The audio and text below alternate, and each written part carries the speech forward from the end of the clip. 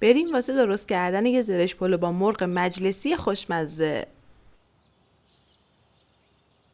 اول توی مایتابه بزرگ 2-3 قاشق غذاخوری روغن میریزیم و 3-4 تا پیاز درشت رو که خلالی خورد کردیم بهش اضافه میکنیم تا کف مایتابه با پیاز پوشیده بشه.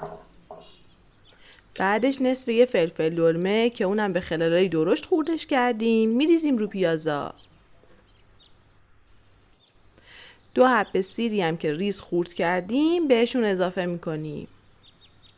بعدم نصف یه هویج خورد شده رو میریزیم رو موادمون. حالا رونای مرغ و همینجور که داریم میبینین میچینیم تو مایتابه. اگه هم میخواین که مدل رستورانی باشه حتما از رون کامل استفاده کنین و اصلا رو همدیگه نذارینشون وگرنه مغز پخت نمیشن.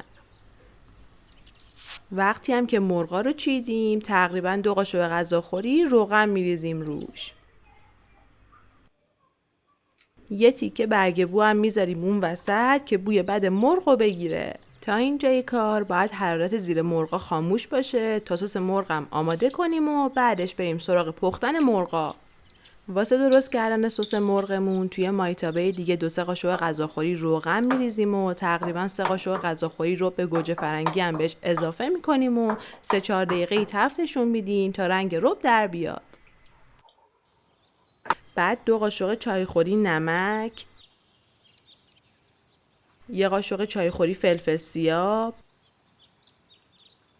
با نصف قاشق چایخوری زردچوبه رو هم میریزیم و هم میزنیم تا با همدیگه مخلوط بشن و رب کامل سرخ بشه. واسه خوش رنگ و بوتر شدن سسمونم 2-3 قاشق غذاخوری زعفرون دم کرده هم بهش اضافه میکنیم. بعدم یه لیوان آب جوش میریزیم و هم میزنیم تا سسمون باز بشه. وقتی هم که سسمون باز شد اونو از رو حرارت برمیداریم. حالا زیر مرغا رو با حرارت متوسط روشن میکنیم و سسی که درست کرده بودیم و میریزیم رو مرغا.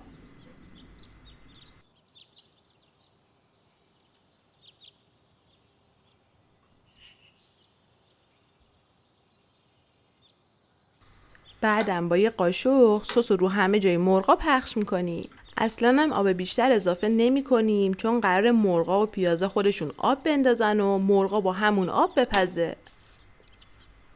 آخر سرم در مایتابه رو میبندیم و میذاریم با حرارت متوسط رو به کم حدوداً 2 تا 2.5 ساعت بپزه.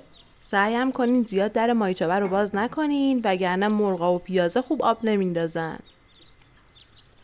حدوداً بعد 2 ساعت همون جور که میبینین مرغا و پیازا آب انداختن و مرغا تقریباً پختن. حالا از همین آب مرغ یکم میریزیم رو مرغا و در مایتابه هم نیمه باز میذاریم تا سس یکم غلیظ بشه و مرغامون دیگه کامل بپزن.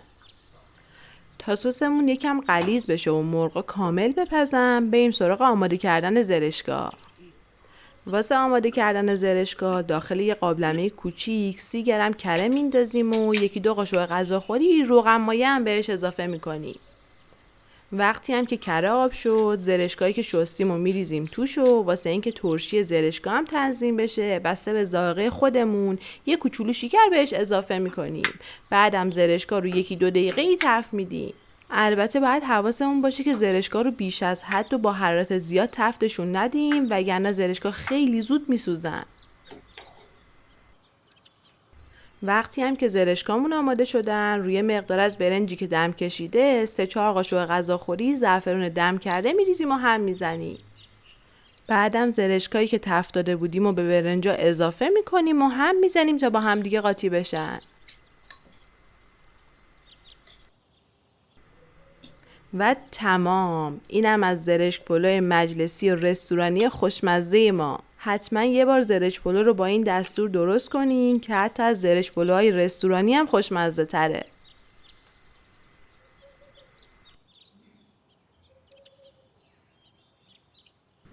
نوش جونتون.